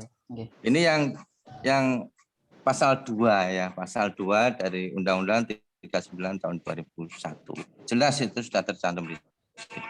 Oke, itu hanya pelengkap saja dari keterangan Pak Yai Syahid. Oke, terima kasih Pak Farid. Mungkin dari rekan-rekan penyuluh ada pertanyaan lagi, monggo. Oh, Pak Maskur, nggih, monggo Pak Maskur. Saking Patian Rawo, monggo. Saya mau bertanya, kriteria usaha yang bagaimana yang diharuskan berlabel halal tersebut? Apakah melihat dari peredarannya atau skala produksinya? Itu saja. Nggih. Tunggal niku mohon nggih. Nggih. Oke. Monggo langsung dijawab kali pemateri mawon. Monggo Pak Haji Farid Farid. mawon. Pak Nggih, Farid. Pak Haji Farid, monggo. Nggih. Ya, terima kasih. Pertanyaannya, Pak, kriterianya bagaimana? Pelaku usaha itu harus memberikan label halal pada produknya, ya. Jadi di aplikasi permohonan sertifikasi halal atau aplikasi si halal maupun di Serol milik LP POMUI, di situ nanti kalau kita daftar melalui online, maka akan jelas persyaratannya di situ tercantum. Yang pertama dari aspek hukum legal, ya, aspek legalnya, bahwa usaha, unit usaha yang membuat produk makanan bentuknya apapun di situ yang diedarkan di tengah masyarakat itu harus punya izin, ya. Aspek legalnya itu harus ada NIB, ada izin yang dikeluarkan oleh Dinas Kesehatan, ada terkait dengan kebersihan. Jadi usaha-usaha kecil UMKM itu apabila sudah memenuhi aspek legal sebagaimana yang tercantum dalam pendaftaran di Serol atau di aplikasi si halal, maka ya itu sudah mereka harus. Kalau tidak tergantung oplah, jumlah dan sebagainya, cuma ada itu aturan bahwa yang disebut UMKM itu adalah unit usaha yang omsetnya itu adalah di bawah 10 M atau bagaimana, itu ada aturannya. Tapi yang jelas itu hanya aturan yang tidak ada kaitannya dengan permohonan sertifikasi halal. Jadi berapapun ya omset dari pelaku usaha itu pokoknya sudah memenuhi aspek legal. Dia sudah punya izin dari Dinas Perindustrian terkait NIB, dia sudah punya izin dari yang dikeluarkan oleh Dinas Kesehatan, apa itu namanya. Nah, maka setelah memenuhi aspek legal itu, mereka itu apabila barangnya diedarkan, ya diedarkan di tengah masyarakat, maka harus diberi label halal. Begitu. Istilah UMKM atau unit usaha menengah ke bawah maupun yang ke atas itu hanya pembagian jenis-jenis usaha dilihat dari seberapa besar omset yang mereka punya. Tapi terkait dengan permohonan sertifikasi halal ini tidak tergantung dengan itu. Pokoknya aspek legalnya terpenuhi, bisa masuk di aplikasi, maka mereka harus, ya, bila diedarkan untuk masyarakat di tengah masyarakat, dia harus menggunakan label halal. Mungkin hanya itu yang dapat kami berikan. Mohon maaf bila ada kekurangan. Terima kasih Bapak Haji Farid. Jawabannya dari pertanyaan yang disampaikan oleh Pak Maskur. Selanjutnya kepada Ibu Suraya Husnainiati dipersilahkan untuk bertanya. Mohon maaf Bu, nggak lihat dari tadi yang angkat tangan. Monggo Bu Suraya. Terima kasih. Assalamualaikum warahmatullahi wabarakatuh. Waalaikumsalam wabarakatuh. Sebelumnya mohon maaf apabila nanti tidak bertele-tele, tapi insya Allah enggak. Dan terima kasih atas waktunya. Langsung saja pertanyaan saya. Ini sekedar di samping pertanyaan juga sekalian informasi atau curhat. Mungkin sangat kita sangat melihat situasi di masyarakat, khususnya terkait dengan produk makanan halal sebagaimana yang didawuhkan Yai tadi. Kami atau saya pribadi sangat setuju, termasuk yang dari Kemenak, Pak Farid juga sangat respon bagus ya. Cuman permasalahannya yang sering kami prihatinkan itu adalah bagaimana generasi muda kita, khususnya anak-anak TK, yang selama ini sudah banyak mengkonsumsi makanan-makanan yang sangat banyak mengandung obat-obatan pewarna micin dan sebagainya. Itu di TK-TK sering kami mendengar keluhan dari para ibu wali murid itu untuk bagaimana ini, bagaimana dawuhnya Yai tadi, nggak mungkin kita melarang orang untuk berjualan. Tetapi ternyata produk-produk makanan yang dijual itu belum memenuhi standar. Yang ingin kami curhatkan di sini atau sekaligus pertanyaan, apakah MUI yang mungkin bekerja sama dengan Kemenak sudah melakukan sebuah pembinaan kepada pedagang-pedagang kecil yang menjual makanan yang notabene makanan ini dijual kepada anak-anak kecil generasi penerus kita. Terutama di TK-TK Khadijah, TK-TK yang di pinggir-pinggiran itu, tidak hanya Khadijah ya, TK-TK yang di pinggiran-pinggiran yang notabene tidak bukan TK elit maksud saya, bukan TK yang biasanya kalau TK-TK yang kelas elit itu kan sangat dilarang, tapi yang TK-TK yang di desa-desa itu banyak sekali pedagang-pedagang itu. Nah, ini kami ingin bertanya kepada Ketua MUI dalam hal ini Romo Yai Ali Mustafa dan juga sekaligus kepada Kemenak, apakah sudah pernah mengadakan satu pembinaan atau penyuluhan terkait dalam hal ini, karena generasi muda itu sangat-sangat terancam masa depannya. Itu yang pertama. Yang kedua, menjelang hari-hari raya, khususnya hari raya Lebaran, banyak sekali produk-produk yang sudah kadaluarsa. Tapi kami sering menjumpai khususnya di Nganjuk ya, di pasar-pasar Nganjuk ini, saya lihat pasar Wage ya, pasar Nganjuk itu tidak pernah ada sidak yang melakukan operasi pasar yang terkait dengan kadaluarsa yang dilakukan oleh MUI atau Kemenak. Soalnya masalah ini kan masalah tidak hanya masalah halal haram atau masalah kadaluarsa saja, tapi adalah masalah halal haramnya itu. Ini yang sering saya lihat, terutama menjelang hari-hari raya, baik itu hari raya apapun itu sering kan beredar parsel-parsel yang sudah ditata itu ternyata banyak sekali dipasarkan barang-barang yang kadaluarsa.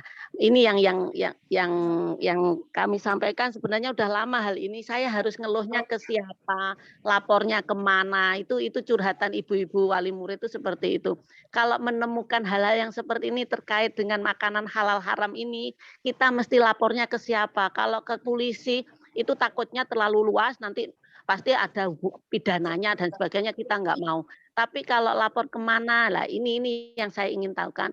Selama ini yang jadi curhatan para ibu. Kalau saya biasanya, kalau saya pribadi, karena saya selama ini adalah pendampingan di tindak kekerasan, saya pribadi kalau ada orang lapor yang kaitannya dengan tindak kekerasan, ya saya dampingi sampai ke WCC, kemudian pengadilan dan sebagainya selama ini.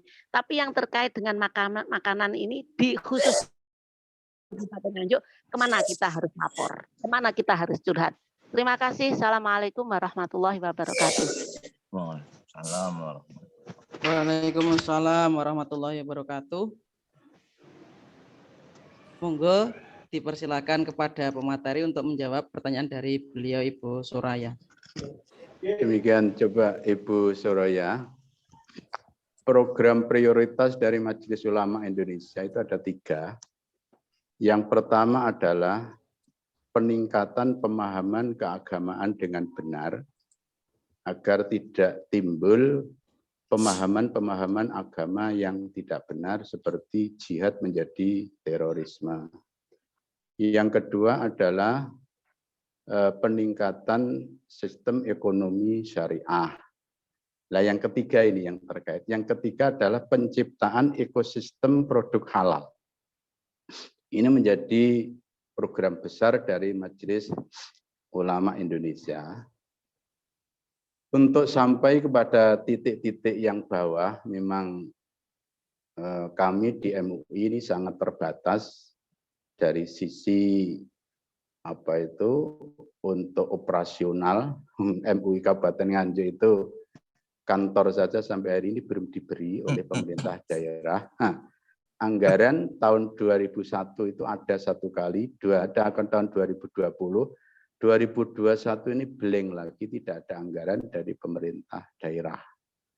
Jadi kita memang dari sisi kewajiban secara kelembagaan ini lemah karena memang tidak ditopang oleh energi yang cukup, tapi kita sebagai orang yang ngerti terhadap ilmu-ilmu agama secara individu, kita punya kewajiban terhadap orang lain untuk menjelaskan produk-produk halal dan konsumsi-konsumsi produk halal. Kemudian untuk di sekolah-sekolah dan lembaga-lembaga, ini pengalaman kami seperti kami sebagai anggota komite di salah satu yayasan kelembagaan sekolah. Ini memang dalam rapat-rapat dengan wakil-wakil wali murid, ini yang dikeluhkan adalah jaminan kesehatan dan jaminan keselamatan konsumsi jajan anak-anak ini di sekolah-sekolah ini sangat mengkhawatirkan. Sehingga yang baik, walau ini pahit untuk para pedagang-pedagang kecil, karena anak-anak sekolah ini lahan untuk mencari uang orang-orang kecil, pedagang-pedagang kaki lima. Tapi kalau kita biarkan produk mereka yang bebas dijual di sekolahan-sekolahan kita, ini sangat-sangat mengkhawatirkan dari sisi kesehatan, dari sisi gizi, dan keselamatan. Maka tuntutannya adalah ada koperasi yang dimiliki oleh sekolahan, yang koperasi ini diisi oleh jajanan dari luar, dari wali murid atau dari yang lain, tapi ada screening. Ada screening siapa yang membuat jajan-jajan ini, kemudian kita tahu cara memproduksinya dan bahan-bahannya. Tapi ini jelas pahit buat para pedagang kita yang. Tapi kalau kita ingin aman, ini para penjual itu dibatasi dan yang jual adalah koperasi sekolah, walaupun toh jajanan ini diproduksi oleh para wali murid atau pedagang, tapi ada screening yang kuat. Dengan demikian nanti kebersihannya, kehalalannya, keselamatannya, gizinya ini bisa terlindungi untuk anak-anak kita. Padahal anak-anak kita ini adalah kekayaan yang sangat berharga bagi kita dan masa depan kita semuanya. Kemudian yang kedua, di menjelang hari-hari raya, ini kenapa dari MUI, dari Kemenag tidak ada sidak? Sidak itu kan untuk makanan-makanan yang keluar, yang kadaluarsa, yang dari sisi kesehatan. Kalau dari sisi kesehatan kan dinasnya, lembaganya juga lembaga kesehatan. Kalau di MUI dan Kemenag ini nanti kalau sudah UU ini benar-benar berlaku, kalau sudah undang-undang jaminan produk halal ini berlaku, kita akan sosialisasi masif, dan di dalam UU ini kita tidak tahu Pak Farid ini pengawasannya siapa di situ, Pak. Kalau ada pelanggaran produk yang tidak halal, ini pengawasannya siapa? Kan di situ mestinya ada aparat hukum mestinya. Kalau kita kan sidaknya kan sidak untuk memberikan pengertian, memberikan pembinaan. Untuk masalah pidananya dan sidak untuk memberikan efek jerahnya, ini di undang-undang itu kan mesti ini kan ranahnya ranah pidana, mestinya aparat hukum. Ya kira demikian dari saya, mungkin ada tambahan dari Pak Haji Farid. Matur nuwun. Ya. Monggo. Halo. Monggo Pak Farid. Monggo Haji Farid. Ya, apa yang disampaikan oleh Ibu Nyai Soraya itu memang itu terjadi di lapangan dan itu lepas dari kontrol kita. Pasal 17 di Undang-Undang Nomor 33 Tahun 2014 itu di situ disebutkan ada pasal menyebutkan bahan dan proses produk halal atau PPH ya, proses produk halal itu jelas sudah dicantumkan di situ. Bahwa bahan yang digunakan dalam proses produk halal ini banyak macamnya dan ini sudah ada standarnya. Dan kita memang tidak tahu untuk di sekolah-sekolah, di RA, di TK, di Madrasah Diniyah Sore, bakul pentol apa itu ya, pentol goreng, itu memang lepas dari pengawasan kita karena undang-undang ini ya, undang-undang ini mengacu pada aspek legal. UMKM ini kan bentuk usaha terkecil.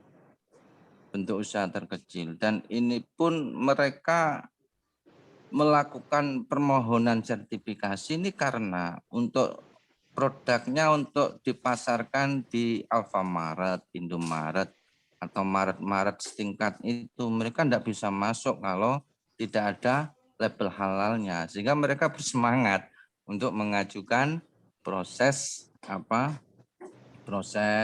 sertifikasi halal itu. Karena barang mereka nanti pasti setelah ada label halal bisa dipasarkan di Alfamaret, di Indomaret, atau di Maret-Maret, di gerai-gerai makanan ringan seperti itu.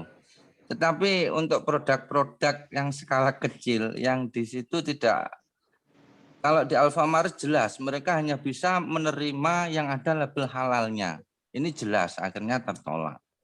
Tapi untuk seperti bakul pentol di sekolah-sekolah ini siapa? Ini yang mungkin menjadi pemikiran kita. Sementara kami di Kementerian Agama, Satgas Halal itu hanya tugas tambahan. Satgas Halal itu bukan tugasnya untuk untuk memberikan sanksi mereka-mereka yang tidak ada label halalnya, enggak, tapi tugasnya hanya pendampingan. Karena memang BPJPH ini lembaga baru dan adanya hanya di tingkat pusat, di provinsi belum ada, di tingkat kabupaten kota juga belum ada, sehingga kepanjangan tangan dari BPJPH ini membuat semacam Satgas Halal di Kementerian Agama yang itu hanya merupakan tugas tambahan. Ke depan barangkali ketika undang-undang ini sudah bisa diberlakukan dengan baik, mungkin BPJPH itu ada yang mulai dari BPJPH tingkat pusat, provinsi, bahkan sampai di tingkat kabupaten kota mungkin akan terbentuk seperti itu.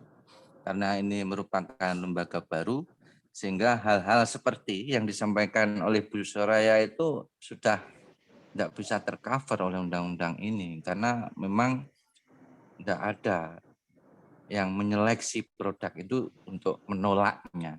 Siapa? Apa lembaga, taruhlah sekolahan ya, sekolahan di situ menjual makanan-makanan, bakul-bakul pentol itu yang pakai sepeda motor itu ya. Yang menyeleksi seharusnya apa sekolahan itu, undang-undangnya pun juga tidak ada.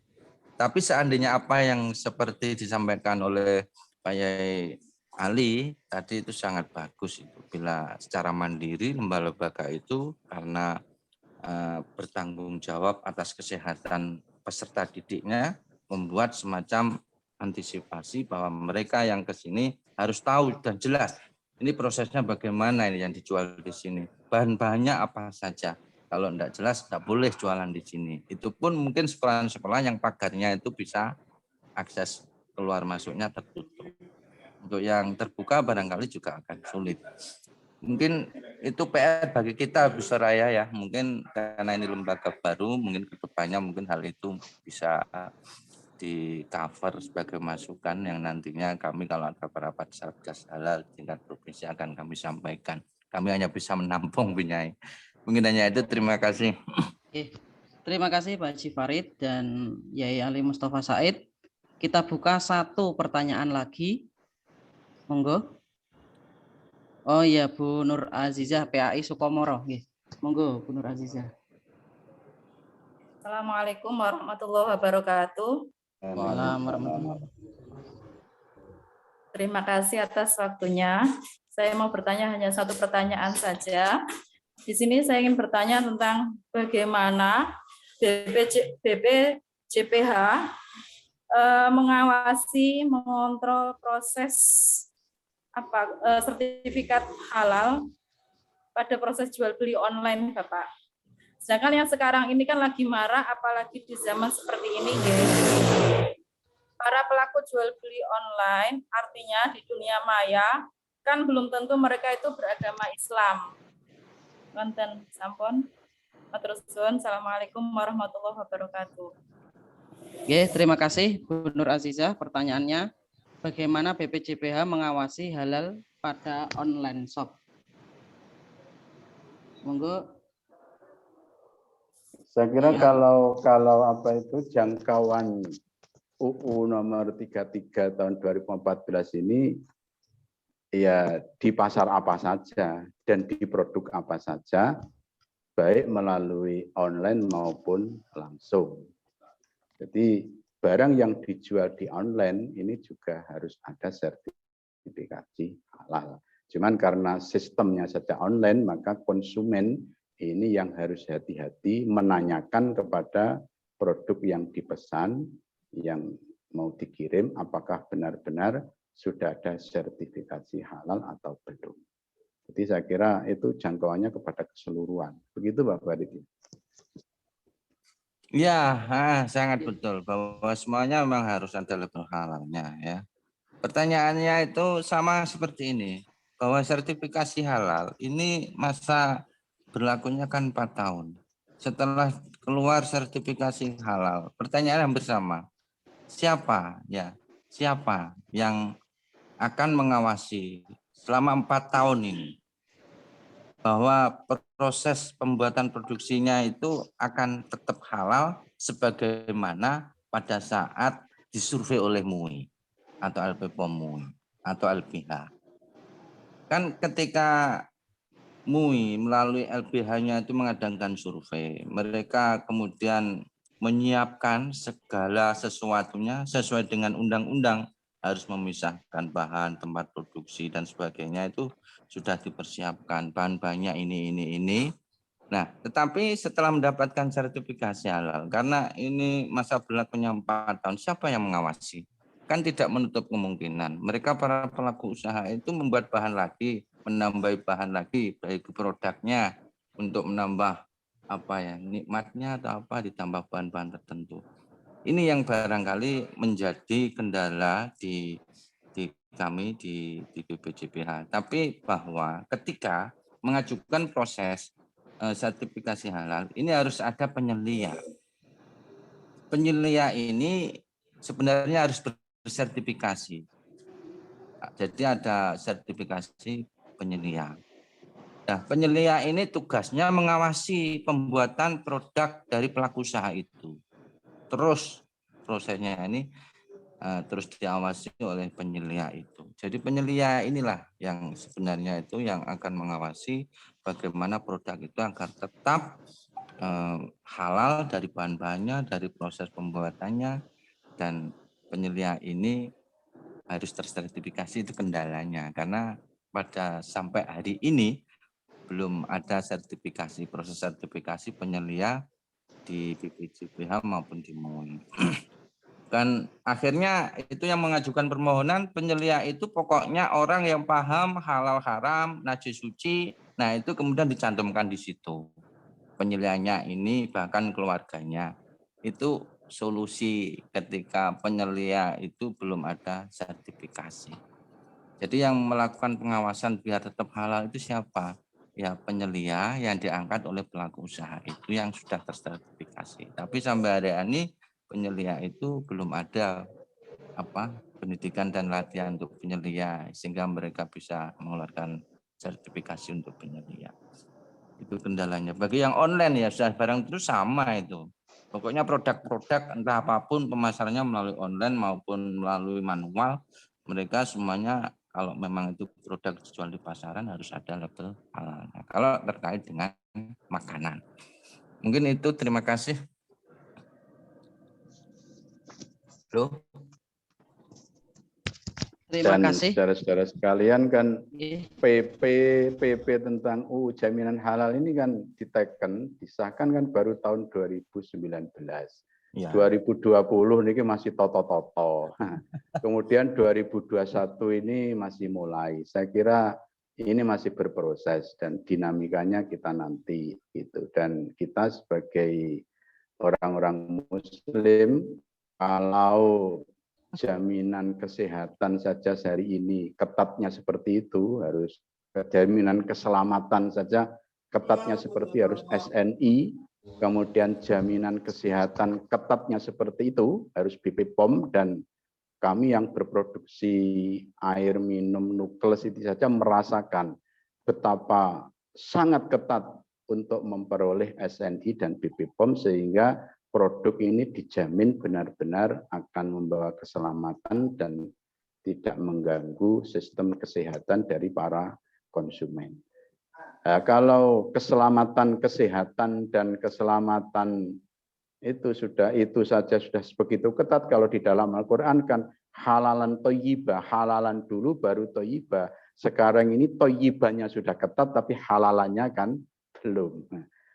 Padahal jaminan produk halal ini harus benar-benar diperoleh oleh umat Islam.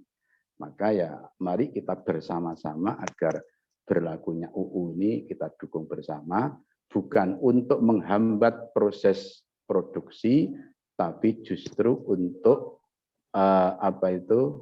memperlancar proses produksi. Karena begitu label halal itu didapatkan kan akan laku keras, karena umat Islam tidak ada kemamangan, keraguan untuk mengkonsumsi yang sudah berlabel halal. Demikian.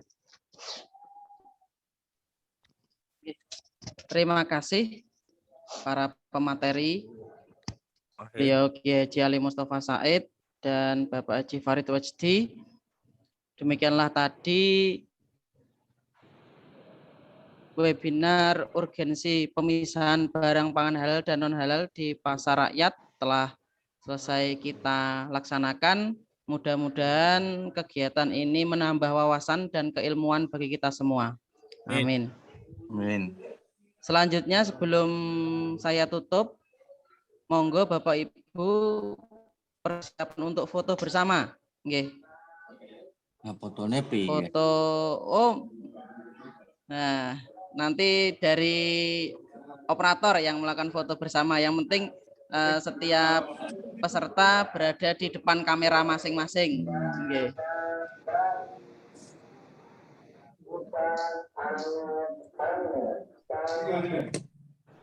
Oke. Nah, sudah siap nih. Saya ambil. 3, 2, 1.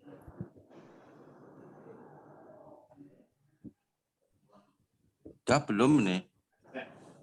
Belum. Akhirnya Pak Haji. Monggo Pak Imam Muslim di Oke, halaman 2. Nggih. Ambil.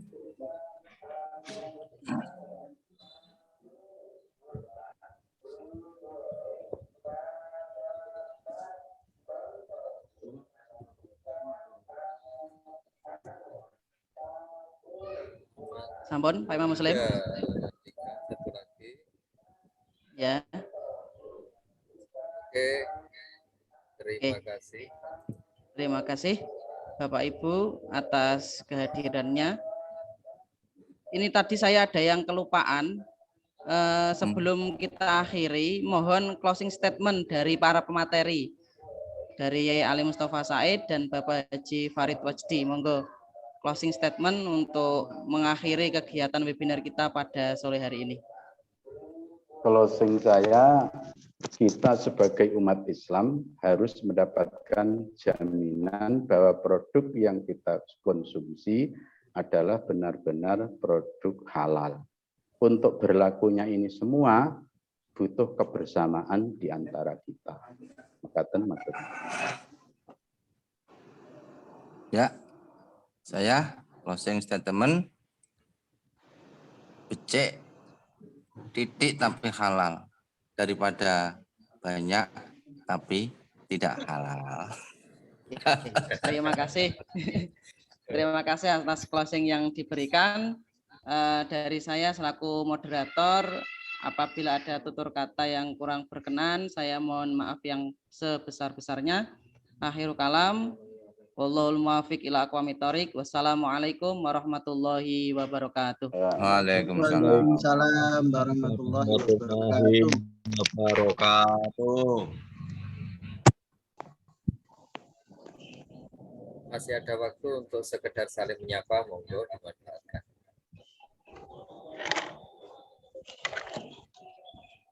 Masih berapa menit Pak waktunya Pak? Tersedia waktu 15 menit, monggo. Oh 15 menit. Kalau memang ingin saling menyapa antara Ada kabar baik. Pesertanya kok banyak yang gambar mati ya. Malah nggak ikut di depan kamera. Enak kabar apik. Napa Pak Maskor? Pak Maskor rohai Pak Maskor iki.